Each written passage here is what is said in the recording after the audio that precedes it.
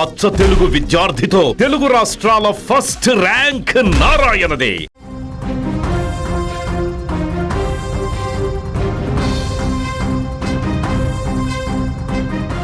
ఢిల్లీలోని ఇందిరాగాంధీ అంతర్జాతీయ విమానాశ్రయం ఒక్కసారిగా ఉలిక్కిపడింది. ప్రశాంతంగా ఉన్న వాతావరణం క్షణాల్లోనే భయానకంగా మారింది. ఆకాశం నుంచి పడగ విప్పిన తుఫాను హెచ్చరికలు లేకుండానే విరుచుకుపడింది. టెర్మినల్ 2 వద్ద అకస్మాత్తుగా వీచిన ఈదురుగాలులు విమానాశ్రయ సిబ్బందిని, ప్రయాణికులను తీవ్ర ఆందోళనకు గురిచేశాయి. వాతావరణం మారుతుందని ఎవరూ ఊహించలేదు, కానీ ప్రకృతి ప్రకోపం ఊహించని రీతిలో విరుచుకుపడింది. గాలి వేగం ఎంత బలంగా ఉందంటే విమానాశ్రయం పార్కింగ్ స్టాండ్ వద్ద పటిష్టంగా బిగించిన భారీ గ్రౌండ్ సపోర్ట్ పరికరాలు సైతం నేల నుంచి ఊడిపోయాయి.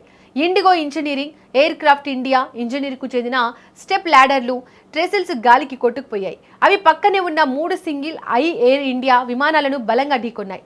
ఈ ఘటనతో ఎయిర్పోర్టు ప్రాంగణంలో గందరగోళం నెలకొంది. ప్రమాదం జరిగిన వెంటనే అధికారులు అప్రమత్తమయ్యారు. దెబ్బతిన్న 3 విమానాలను తక్షణమే తనిఖీ కోసం నిలిపివేశారు. వీటిలో ఒక విమానం తీవ్రంగా దెబ్బతింది.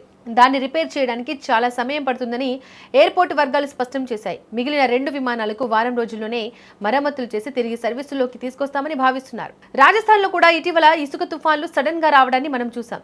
వేడి విపరీతంగా పెరిగినప్పుడు వాతావరణంలో ఇలాంటి మార్పులు సంభవిస్తాయి. భూమిపై వేడి వల్ల ఆవిరి భారీగా పొగై దట్టమైన మేఘాలు ఏర్పడతాయి.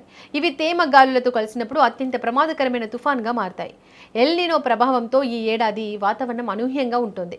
వర్షాలు తక్కువగా ఉన్నా వాటితో వచ్చే గాలుల తీవ్రత ప్రాణ ఆస్తి నష్టాన్ని కలిగించగలవు. పిడుగులు పడే అవకాశం కూడా ఎక్కువగా ఉంది.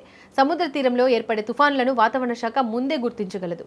కానీ నేలపై అప్పటికప్పుడు స్థానిక వాతావరణ పరిస్థితుల వల్ల ఏర్పడే ఇలాంటి తుఫాన్లను అంచనా వేయడం అత్యంత కష్టం. గాలి వేగం పెరిగినప్పుడు ఇవి భారీ విధ్వంసాన్ని సృష్టిస్తాయి. ఏపీ, తెలంగాణ రాష్ట్రాల్లో కూడా ఇలాంటి ముప్పు పొంచి ఉంది. ఉపరితలంపై అకస్మాత్తుగా ఏర్పడి వేగంగా అంతమయ్యే ఈ గాలులను తేలిగ్గా తీసుకోవద్దు. అజాగ్రత్తగా ఉంటే భారీ నష్టాన్ని ఎదుర్కోవాల్సి వస్తుంది. ఎయిర్పోర్టు వద్ద జరిగిన ఈ ప్రమాదం అందరికీ ఒక హెచ్చరికలా నిలిచింది. వాతావరణం మారుతున్నప్పుడు ప్రజలు కూడా తగిన జాగ్రత్తలు తీసుకోవాలని నిపుణులు సూచిస్తున్నారు.